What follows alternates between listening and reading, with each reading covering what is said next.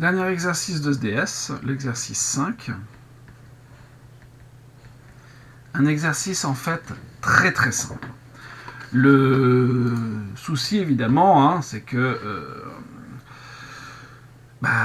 tout est différent, tout semble différent par rapport à ce que vous connaissez.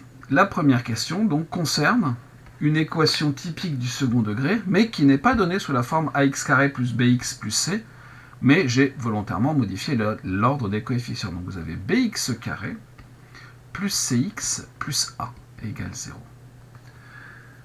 Première question, donc on nous demande de déterminer le discriminant de ce polynôme. Le discriminant, c'est quoi? Eh bien, la formule traditionnelle, c'est vrai, c'est b carré moins 4ac, mais ici, bien sûr, on ne peut pas l'appliquer. Que représente le b dans ce que l'on a l'habitude de voir? B, c'est le coefficient de x, donc ici, ça va être c. Moins 4 fois le premier coefficient qui ici vaut b, fois le dernier coefficient qui vaut a. C'est-à-dire que ici, dans ce cadre précis, delta, ça sera c carré moins 4ab. Deuxième question. Donner, suivant les valeurs du discriminant, les solutions. Alors évidemment, comme toujours, si delta est négatif, il n'y a pas de solution. Donc ça, c'est pratique. Si jamais delta égale 0, alors vous avez une solution qui est x0, qui est moins b sur 2a normalement, donc moins le deuxième coefficient, donc c ici, divisé par 2 fois le coefficient dominant, c'est-à-dire b. Donc voilà, vous avez moins c sur 2b.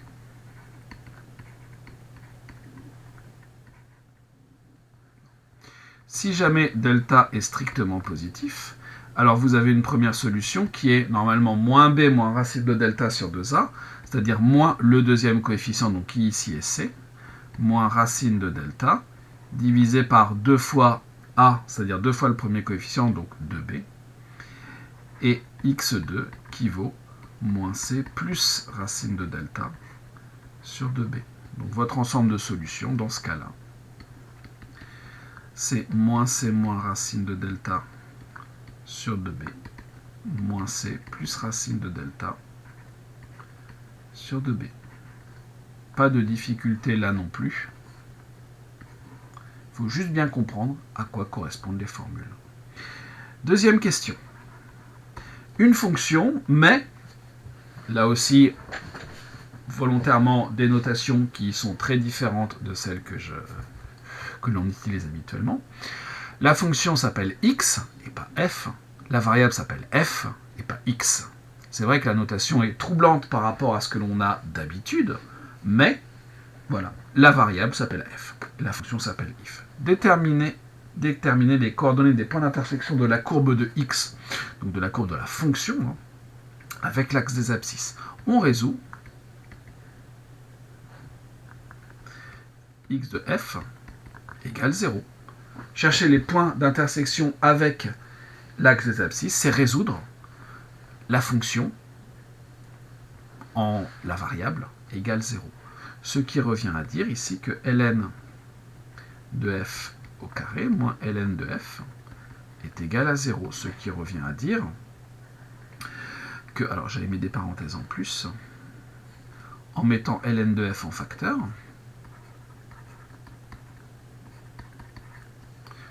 ce qui revient à dire que ln de f égale 0, ou ln de f moins 1 égale 0, ce qui revient à dire que f égale 1, ou ln de f égale 1, ce qui revient à dire que f égale 1, ou f égale e. Donc finalement, vous avez deux points d'intersection avec la courbe, avec l'axe des abscisses, à deux points d'intersection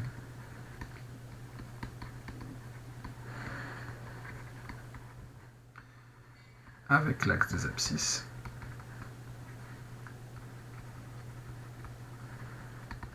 Vous avez le point de coordonnée 1, 0, et le deuxième point qui a comme coordonnée E, 0.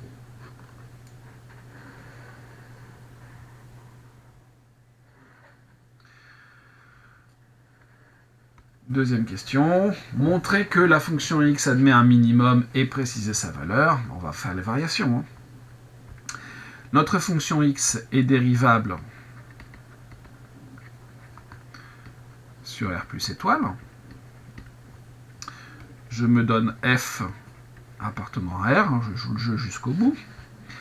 X' de f. Donc, je vous rappelle que la dérivée de u au carré, alors de u puissance n, c'est comme ça qu'on l'avait vu, c'est n fois u' fois u, puissance n moins 1. Donc, au carré, ça va me donner 2 fois la dérivée, donc ici, ça sera la dérivée de ln de u, de ln de x, pardon, je vais avoir donc 2 fois 1 sur f, multiplié par la fonction, donc qui sera ln de f, moins la dérivée de ln de f qui est 1 sur f, c'est-à-dire, tout est au même dénominateur, donc on va avoir 2 ln de f moins 1, le tout sur f, qui est évidemment du signe du numérateur, c'est-à-dire de 2 ln de f moins 1. Résolvons donc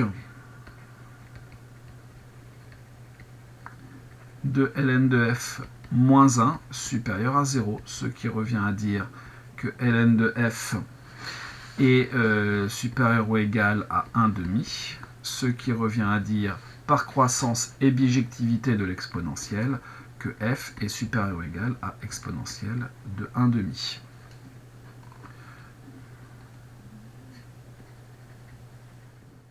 Par croissance et bijectivité de l'exponentielle.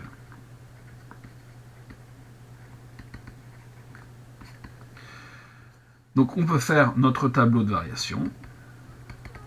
Donc je vais avoir, alors non pas x, mais f, il faut faire attention aux habitudes. On est entre 0 et plus l'infini. On a ici exponentielle de 1/2. On va écrire ici le signe de x' de f, les variations de x.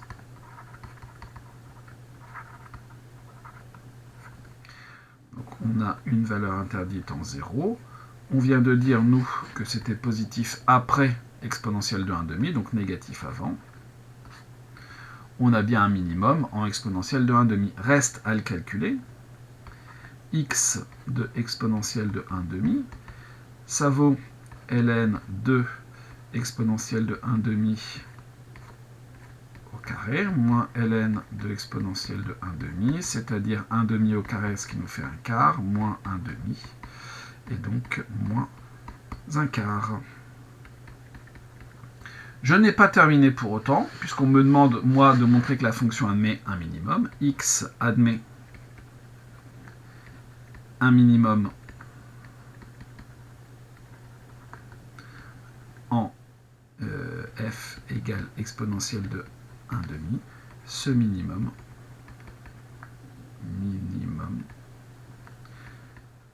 vaut moins un quart.